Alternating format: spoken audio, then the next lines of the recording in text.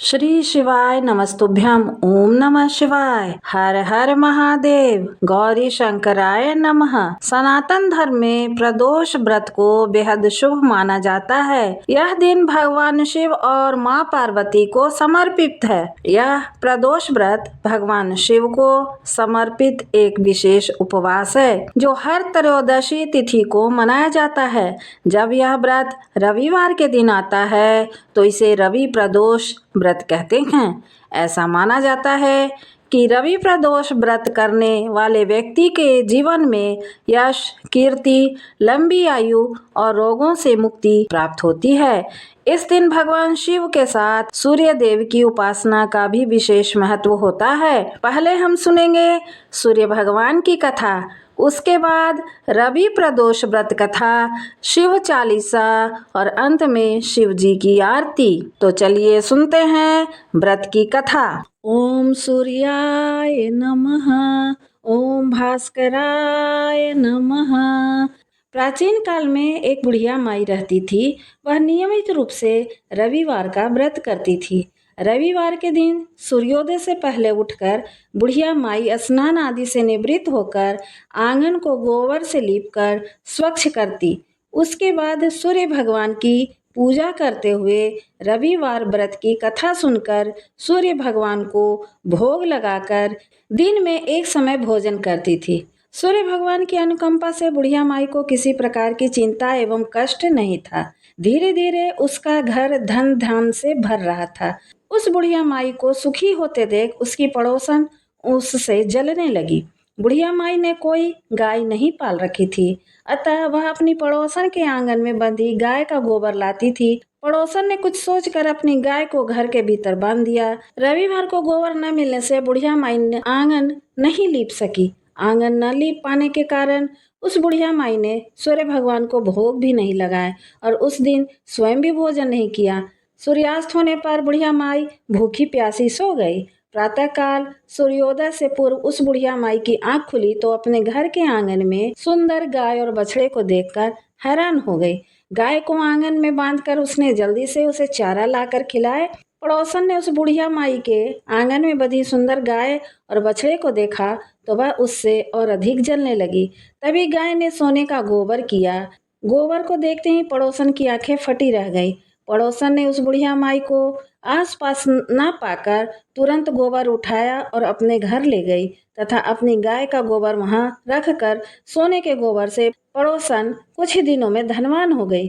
गाय प्रतिदिन सूर्योदय से पूर्व सोने का गोबर किया करती थी और बुढ़िया माई के उठने के पहले पड़ोसन उस गोबर को उठाकर ले जाती थी। बहुत दिनों तक बुढ़िया माई को सोने के गोबर के बारे में कुछ भी पता नहीं चला। बुढ़िया माई पहले की तरह हर रविवार को भगवान सूर्य का व्रत करती रही और कथा सुनती रही। लेकिन सूर्य भगवान को जब पड़ोसन की चालाकी पता चली तो उन्होंने बहुत ही तेज आंधी चलाई। आंधी का प्रकोप देखकर बुढ़िया माई ने गाय को घर के भीतर बांध दिया। सुबह उठकर बुढ़िया माई ने सोने का गोबर देखा। उसे बहुत आश्चर्य हुआ। उस दिन के बाद से बुढ़िया माई गाय को घर के भीतर ही बांधने लगी। सोने के गोबर से बुढ़िया माई कुछ ही दिनों में बहुत धनी हो गई। उस बुढ़िया माई के धनी होने से पड़ोसन बुरी तरह जल भूनकर राख हो गई और उसने अपने पति को समझा बुझाकर उसे नगर के राजा के पास भेज दिया। सुंदर गाय को देखकर राजा बहुत खुश हुआ। सुबह जब राजा ने सोने का गोबर देखा तो उसके आश्चर्य का ठिकाना न रहा। उधर सूर्य भगवान को भूखी प्यासी बुढ़िया माई को इस तरह प्रार्थना करते देख बहुत करुणा आई। उसी रात सूर्य भगवान ने राजा को स्वप्न में कहा, राजन, बुढ़िया माई की गाय और बछड़ा तुरंत लौटा दो, नहीं तो तुम पर विपत्तियों का पहाड़ टूट पड़ेगा, तुम्हारा महल नष्ट हो जाएगा। सूर्य भगवान के स्वप्न से बुरी तरह भयभीत राजा ने प्रातः उठते ही गाय और बछड़ा बुढ़िया माई को लौटा दिए। राजा ने बहुत सारा धन देकर बुढ़िया माई से अपनी गलती के लिए क्षमा मांगी। राजा ने पड़ोसन और उसके पति को उसकी इस दुष्टता के लिए दंड दिए। फिर राजा ने पूरे राज्य में घोषणा कराई कि सभी स्त्री पुरुष रविवार का व्रत किया करे। रविवार का व्रत करने से सभी लोगों के घर धन धान से भर गए और उस राज्य में चारों ओर खुशहाली छा गई। स्त्री पुरुष सुखी जीवन यापन करने लगे तथा सभी लोगों के शारीरिक कष्ट भी दूर हो गए। हमारी कामना है कि आपकी पूजा सफल हो और आपको इस दिन का लाभ मिले। समय सर्व प्राणियों के हितार्थ परम पावन भागीरथी के तट पर ऋषि समाज द्वारा विशाल गोष्ठी का आयोजन किया गया। विद्वान ऋषियों की एकत्रित सभा में व्यास जी के परम शिष्य पुराणवेत्ता सूत जी महाराज हरि कीर्तन करते हुए पधारे। सूत जी को देखते ही शौनक आदि 88,000 ऋषि मुनियों ने खड़े होकर दंडवत प्रणाम किया। महाज्ञानी सूत जी ने भक्ति भाव से ऋषियों को हृदय से लगाया तथा आशीर्वाद दिया। विद्वान ऋषिगण और सब शिष्य आसनों पर विराजमान हो गए। मुनिगण ने विनीत भाव से पूछने लगे कि हे परम दयालु, कली काल में शंकर की भक्ति किस आराधना द्वारा उपलब्ध होगी, हम लोगों को बताने की कृपा कीजिए, क्योंकि कलयुग में सभी प्राणी पाप कर्म में रत रहकर वेद शास्त्रों से विमुख रहेंगे। दीन जन अनेकों संकटों से त्रस्त रहेंगे। हे मुनि श्रेष्ठ, कली काल में सत्य कर्म की ओर किसी की रुचि नहीं होगी। जब पुण्य क्षीण हो जाएंगे तो मनुष्य की बुद्धि असत्य कर्मों की ओर खुद ब खुद प्रेरित होगी, जिससे दुर्विचारी पुरुष वंश सहित समाप्त हो जाएंगे। इस अखिल भूमंडल पर जो मनुष्य ज्ञानी होकर ज्ञान की शिक्षा नहीं देता, उस पर परम पिता परमेश्वर कभी प्रसन्न नहीं होते। हे महामुने, ऐसा कौन सा उत्तम व्रत है जिससे मनवांछित फल की प्राप्ति होती हो? आप कृपा करके बताइए। ऐसा सुनकर दयालु हृदय श्री सूत जी कहने लगे कि हे श्रेष्ठ मुनियों तथा शौनक जी, आप धन्यवाद के पात्र हैं। आपके विचार सराहनीय एवं प्रशंसनीय हैं। आप वैष्णव अग्र गण्य हैं, क्योंकि आपके हृदय में सदा परहित की भावना रहती है। इसलिए हे शौनक आदि ऋषियों, सुनिए, मैं उस व्रत को आपसे कहता हूँ जिसके करने से सब पाप नष्ट हो जाते हैं।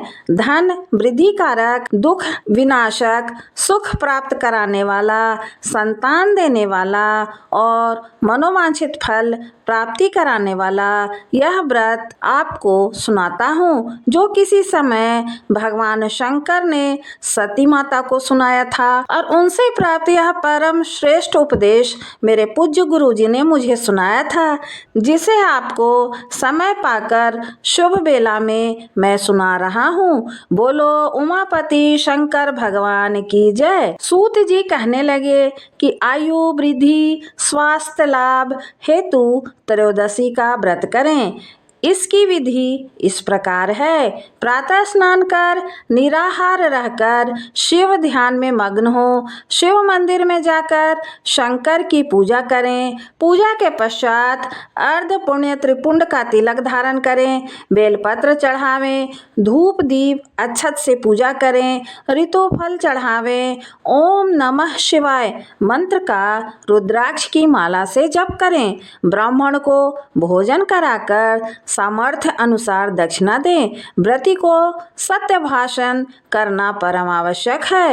हवन आहुति भी देनी चाहिए। इसके बाद मौन व्रत धारण कर व्रती ओम ह्रीं क्लीं नमः शिवाय स्वाहा मंत्र से आहुति दें। इससे अभीष्ट फल की प्राप्ति होती है। व्रती पृथ्वी पर शयन करें। एक बार भोजन करें। इससे सर्व कार्य सिद्ध होते हैं। श्रावण मास में तो इसका विशेष महत्व है। यह सर्व सुख धन आरोग्यता देने वाला है। यह व्रत सभी मनोरथों को पूर्ण करता है। शौनक आदि ऋषि बोले, हे पूज्यवर महामते, आपने यह परम गोपनीय मंगलप्रद कष्ट निवारक व्रत बताया है। कृपया यह बताने का कष्ट करें कि यह व्रत किसने किया और उसे क्या फल प्राप्त हुआ। श्री सूत जी बोले, हे विचारवान ज्ञानियों, आप शिव के परम भक्त हैं। आपकी भक्ति देखकर मैं व्रती पुरुषों की कथा कहता हूँ। एक गांव में अति दीन ब्राह्मण निवास करता था। उसकी साध्वी स्त्री प्रदोष व्रत किया करती थी। उसे एक ही पुत्र रत्न था। एक समय की बात है, वह पुत्र गंगा स्नान करने के लिए गया। दुर्भाग्यवश मार्ग में चोरों ने उसे घेर लिया और वे कहने लगे कि हम तुम्हें मारेंगे नहीं तो तुम अपने पिता के गुप्त धन के बारे में हमें बता दो।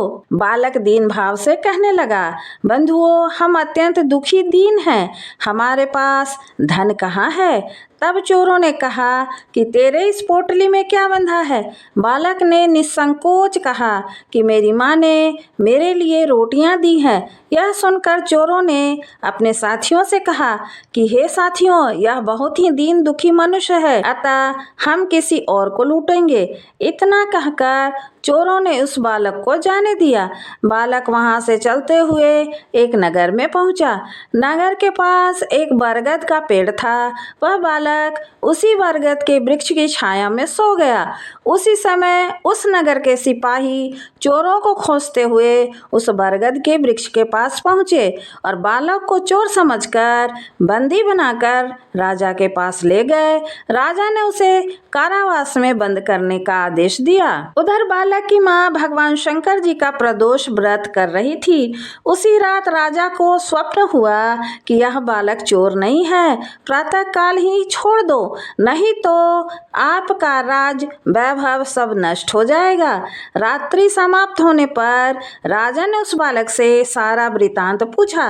बालक ने सारा वृतांत राजा को सुना दिया। बालक की बात सुनकर राजा ने सिपाही भेजकर बालक के माता पिता को बुला लिया। राजा ने जब उन्हें भयभीत देखा तो कहा कि तुम भय मत करो, तुम्हारा बालक निर्दोष है। हम तुम्हारी दरिद्रता देखकर 5 गांव तुम्हें दान में देते हैं। शिव की दया से ब्राह्मण परिवार अब आनंद में रहने लगा। इस प्रकार जो कोई इस व्रत को करता है उसे आनंद प्राप्त होता है। शिव चालीसा। जय गिरिजापति दीन दयाला, सदा करत संतन प्रतिपाला। भाल चंद्रमा सोहत नीके, कानन कुंडल नाग फनीके। अंग गौर सिर गंग बहाए, मुंड माल तन छार लगाए। वस्त्र खाल बागंबर सोहे, छवि को देख नाग मुनि मोहे। मैना मातू की हवे दुलारी, बाम अंग सोहत छवि प्यारी। कर त्रिशूल सोहत छवि भारी, करत सदा शत्रुन क्षयकारी। नंदी गणेश सोहे तह कैसे, सागर मध्य कमल हैं जैसे। कार्तिक श्याम और गणराऊ, या छवि को कही जात न काऊ। देवन जब ही जाए पुकारा, तब ही दुख प्रभु आप निवारा। किया उपद्रव तारक भारी, देवन सब मिल ही तुम ही जुआरी। तुरत सड़ासन आप पठायु, लब निमेष महामारी गिरायु। आप जलंधर असुर संहारा, सुयश तुम्हारे विदित संसारा। त्रिपुरासुर सन युद्ध मचाई, सबहि कृपा कर लीन बचाई। किया तप ही भागीरथ भारी, पूर प्रतिज्ञा तासु पुरारी। दानिन मह तुम सम कौ नाही, सेवक स्तुति करत सदाहि। वेद नाम महिमा तब गाई, अकथ अनादि भेद न पाई। प्रकट उद्धति मंथन में ज्वाला, जरत सुरासुर भय विहाला। किन्ह दया तह करी सहाई, नीलकंठ तब नाम कहाई। पूजन रामचंद्र जब कीन्हा, जीत के लंक विभीषण दीन्हा। सहस कमल में हो रहे धारी, किन्ह परीक्षा तवहि पुरारी। एक कमल प्रभु राख्यउ जोई, कमल नयन पूजन चह सोई। कठिन भक्ति देखी प्रभु शंकर, भय प्रसन्न दिए छितवर। जय जय जय अनंत अविनाशी, करत कृपा सबके घटवासी। दुष्ट सकल नित मोहि सतावे, भ्रमत रहो मोहि चैन न आवे। त्राहि त्राहि मैं नाथ पुकारो, यही अवसर मोहि आन उबारो। लय त्रिशूल शत्रन को मारो, संकट से मोहि आन उबारो। माता पिता भ्राता सब होई, संकट में पूछत नहीं कोई, स्वामी एक है आस तुम्हारी, आए हरहु मम संकट भारी। धन निर्धन को देत सदाही, जो कोई जांचे सो फल पाही। स्तुति के ही विधि करो तुम्हारी, क्षमहु नाथ अब चूक हमारी। शंकर हो संकट के नाशन, मंगल कारण विघ्न विनाशन। योगी यति मुनि ध्यान लगावे, नारद शारद शीश नवावे। नमो नमो जय नमो शिवाय, सुर ब्रह्मादिक पार न पाए। जो या पाठ करे मन लाई, तापर होत है शंभु सहाई। ऋणिया जो कोई हो अधिकारी, पाठ करे सो पावन हारी। पुत्र होने की इच्छा जोई, निश्चय शिव प्रसाद तेहि होई। पंडित त्रयोदशी को लावे, ध्यान पूर्वक होम करावे। त्रयोदशी व्रत करे हमेशा, तन नहीं ताके रहे कलेशा। धूप दीप नैवेद्य चढ़ावे, शंकर सम्मुख पाठ सुनावे। जन्म जन्म के पाप नसावे, अंत वास शिवपुर में पावे। कहत अयोध्या आस तुम्हारी, जानी सकल दुख हरहु हमारी। नित्य नेम कर प्रातहि, पाठ करो चालीसा। तुम मेरी मनोकामना, पूर्ण करो जगदीश। मगसर छठी हेमंत ऋतु, संबत 64 जान। आस्तुति चालीसा सिवहि, पूर्ण कीन कल्याण। ओम नमः शिवाय। जय शिव ओंकारा, भज शिव ओंकारा। ब्रह्मा विष्णु सदा शिव, अर्धांगी धारा। ओम जय शिव ओंकारा।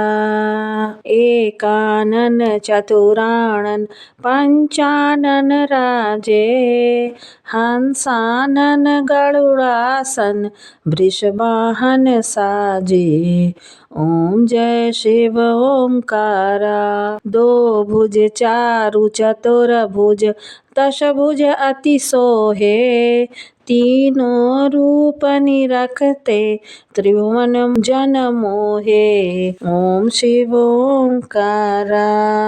अक्षमाला बनमाला रुंडमाला धारी, त्रिपुरारी कंसारी करमाला धारी। ओम शिव ओंकारा। श्वेतांबर पीतांबर बाघंबर अंगे, सनकादिक गरुड़ादिक भूतादिक संगे। ओम शिव ओंकारा। कर मध्य सुकुमंडल चक्रशूलधारी, सुखकारी दुखहारी जगपालनकारी। ओम शिव ओंकारा। ब्रह्मा विष्णु सदाशिव, जानत अविवेका। प्रणवाक्षर में शोभित ये तीनों लोका। ओम शिव ओंकारा। त्रिगुण स्वामी की आरती, जो कोई नर गावे। कहत शिवानंद स्वामी, मन वांछित फल पावे। ओम शिव ओंकारा। जय शिव ओंकारा, भज शिव ओंकारा। हर हर महादेव।